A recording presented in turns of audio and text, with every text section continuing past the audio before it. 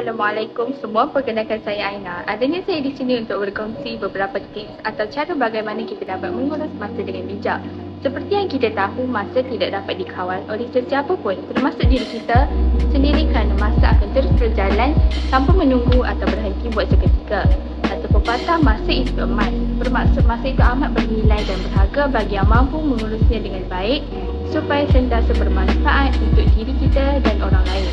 Namun, ramai yang mengeluh bahawa mereka tidak memiliki masa yang mencukupi untuk melakukan segala apa yang mereka ingini. Sedangkan semua orang dikurniakan jumlah masa yang sama, iaitu 24 jam sehari. Mereka yang tidak menghargai atau membazirkan masa merupakan manusia yang amat rugi. Pengurusan masa seorang pelajar boleh diurus dengan baik dan teratur sekiranya pelajar itu merancang kegiatan-kegiatan yang sentiasa berbeza dalam seminggu. Di samping itu, dalam perancangan masa dan tugas, seorang pelajar mesti memberi keutamaan kepada pelajaran seperti mengulang kaji, membuat kerja-kerja sekolah di rumah atau di perpustakaan. Selain itu, pelajar juga boleh membahagikan masa yang ada untuk melakukan aktiviti yang lain berdasarkan jadual waktu yang telah dirancang. Jika seseorang pelajar dapat mengurus masa dengan baik, mereka akan mendapat banyak faedah.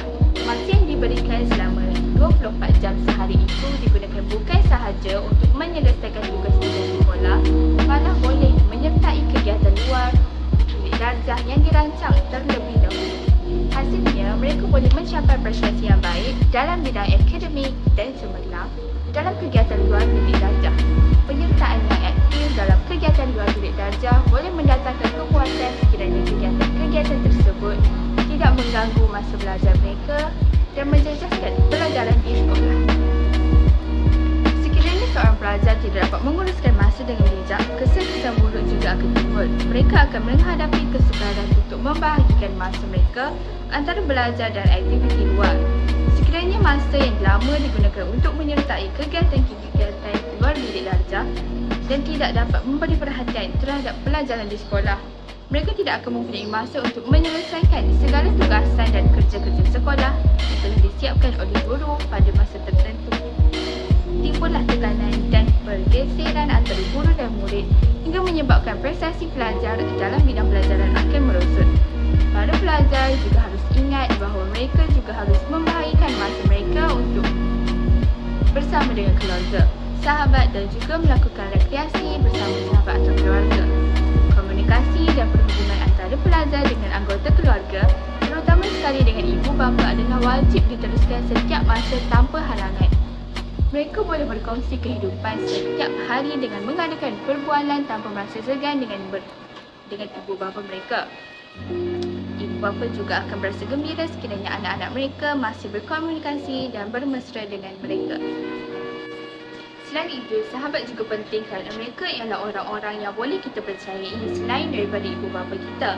Rakan-rakan sedarjah atau teman-teman rapat adalah orang-orang yang boleh membantu pelajar dan memberi sokongan moral ketika seorang pelajar menghadapi kesukaran ketika tidak dapat bersama ahli keluarga, terutama sekali ketika berada di sekolah atau di luar rumah. Masa berhibur, bersukan dan bersantap bersama-sama rakan yang baik dan berakhlak mulia adalah satu daripada kegiatan hidup yang mesti dirancang dalam pengurusan masa. Oleh itu, semasa mengadakan rekreasi untuk merehatkan badan dan menenangkan fikiran, adalah baik jika kawan-kawan atau anggota keluarga disertakan dalam pengurusan masa. Akhir kata, pada keseluruhannya dapat disimpulkan bahawa pengurusan masa itu amat penting bagi setiap individu kerana ia membolehkan kita menggunakan masa dengan sebaik-baiknya dan sebijak-bijaknya. Pengurusan masa yang teratur dan terancang akan membawa kepada aktiviti atau faedah, dan pengurusan masa yang tanpa panduan dan matlamat akan membawa kesan yang buruk kepada kita dan akhirnya akan menyukarkan kehidupan harian kita.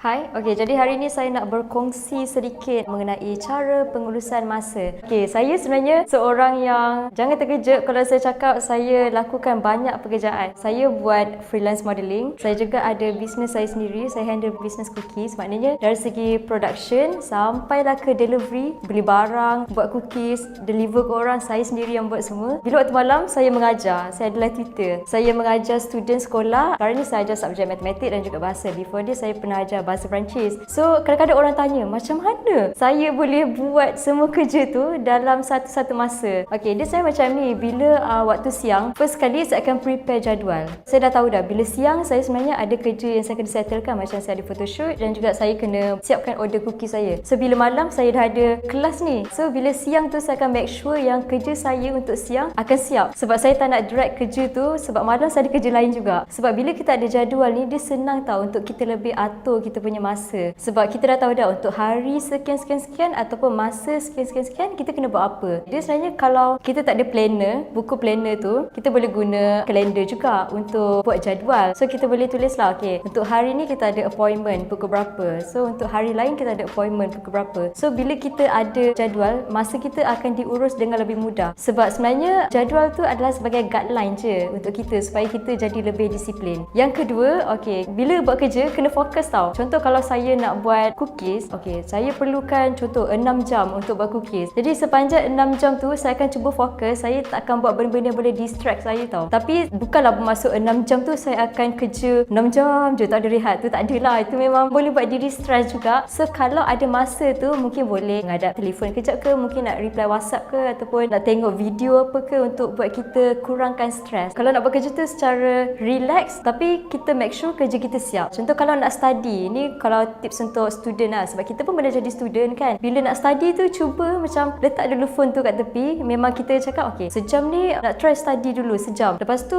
mungkin dalam masa sejam tu, contoh kita dah study 15 minit, mungkin kita boleh rehat 5 minit. Lepas tu kita sambung lagi study 15 minit. Lepas tu kita rehat balik 5 minit, mungkin untuk pergi toilet ke, memang untuk makan sekejap ke, ambil snack ke apa. So sebenarnya dari segi kerja tu sendiri, dia sebenarnya boleh berjalan tanpa kita stres pun sebenarnya. Okay, so yang ketiga, tips yang saya amalkan, bangun awal pagi. Contoh kata nak bangun before subuh pun boleh juga, nak bangun pukul 5 ataupun kita nak bangun pukul 6. Lepas tu kita ada kerja, make sure kita akan fikir macam, oh kerja kita start pukul 8. Walaupun contohlah kita bekerja sendiri pun, kita jadi boss tau kepada diri kita sendiri. Jadi kita memang kena disiplin. Kita kena macam, okay, pukul 8 ni memang kena start kerja lah. So pukul 6 kita bangun tu, kita boleh okay, siap-siap untuk solat subuh dulu. Lepas tu in between pukul 6 sampai pukul 8 tu, sebenarnya banyak benda kita boleh buat. First kita boleh breakfast, lepas tu mungkin kita boleh start untuk basuh baju ataupun kemas bilik ke. So seterusnya saya akan set deadline untuk setiap tugas yang saya kena buat. Okay, contoh lah deadline ni dia sebenarnya sebagai guideline je lah, so that macam kita tak akan delay kerja kita. So bila kita set, contohnya kita cakap okay, pukul 2 kita mesti siap buat kerja ni. So by pukul 1 tu sebenarnya kita dah boleh tengok, ish alamak, sebenarnya ada lagi sejam je nak siapkan kerja ni. So sejam tu je lah kita ada masa untuk kita siapkan, so that after pukul 2 kita boleh buat kerja lain pula. Contohlah sama je macam untuk study pun kita boleh amalkan tips ni juga. So sebenarnya bila kita menguruskan masa ni, walau sesibuk mana pun kita, sebenarnya kita kena ada masa untuk rehat juga.